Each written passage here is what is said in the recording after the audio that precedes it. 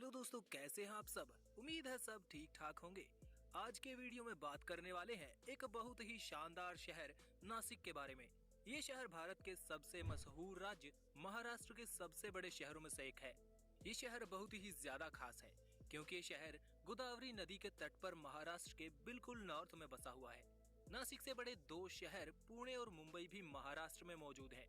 इसका मतलब ये शहर महाराष्ट्र का तीसरा सबसे बड़ा शहर हुआ। नासिक शहर भारत भर में अपने कुंभ मेले की वजह से बहुत ही ज्यादा फेमस है, जिसमें लाखों लोग भारत के साथ ही दुनिया भर से इस मेले को देखने आते हैं। ये शहर महाराष्ट्र की राजधानी और सपनों के शहर मुंबई से सिर्फ 190 किलोमीटर की दूरी पर मौजूद है।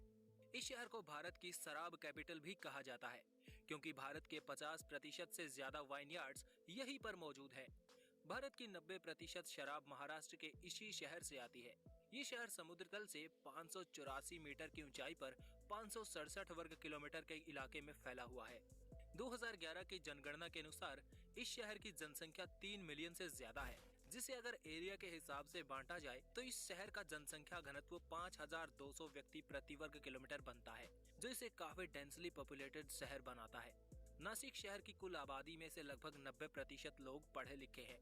पुरुष महिला अनुपात की बात की जाए तो इस शहर में 1000 पुरुषों पर 894 महिलाएं पाई जाती हैं। वही शहर की नॉमिनल जीडीपी 33 बिलियन डॉलर से ज्यादा है, जो इसके मानव विकास सूचकांक को 0.746 पॉइंट देता है, जो अपने आप में एक काफी अच्छा नंबर है।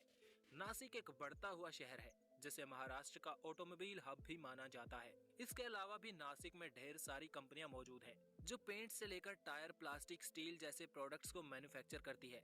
वैसे नासिक शहर के नाम के पीछे एक बहुत ही पुरानी कहानी जुड़ी हुई है, जिसको भारत के इतिहास की एक बहुत ही मशहूर कहानी माना जाता है। रामायण में लक्ष्मण ने जिस जगह पर सुपर्णखा की नाक को काटा था, उसी जगह पर नासिक शहर बसा हुआ है। नासिक एक संस्कृत का शब्द है जिसको नासिका कहा जाता है।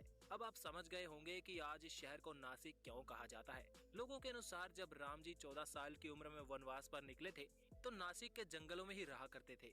हिंदू धर्म के अनुसार पिछले 3 युगों में इस साल को पद्मनगर, त्रिकंतक और जनस्थान कहा जाता था, लेकिन आज के समय इसका नाम बिल्कुल ही बदल चुका है। इस शहर में ढेर सारे गुलाब के फूल भी उगाए जाते हैं, जिस वजह से मुगलों के दौर में इस शहर का नाम गुलशनाबाद हुआ करता था। नासिक की इकोनॉमी भी काफी डाइवर्स है। इस शहर में 1925 में अंगूरों की खेती शुरू की गई थी, जो आज बहुत ज्यादा मात्रा में इस शहर के अंदर की जाती है।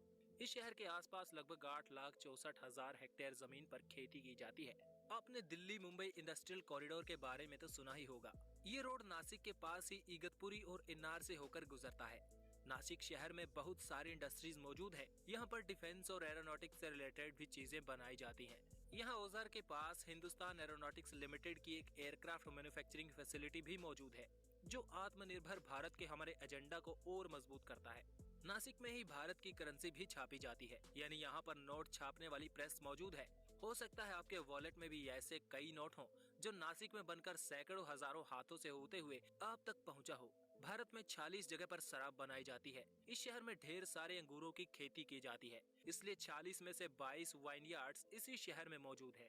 इसके अलावा इस शहर में रेलवे इंफ्रास्ट्रक्चर तो अच्छा है ही साथ इस शहर का रोड इंफ्रास्ट्रक्चर भी टॉप क्लास का है। भारत में पहला 10 लेन एक्सप्रेसवे भी इसी शहर से गुजारा जाएगा, जो सूरत से लेकर चेन्नई तक बनाया जाना है। इस शहर में ग्रेटर नासिक मेट्रो भी बनाई जा रही है, जो इस शहर के लोगों को बिना किसी परेशानी के एक जगह से दूसरी जगह बहुत तेजी से जाने में मदद करेगी।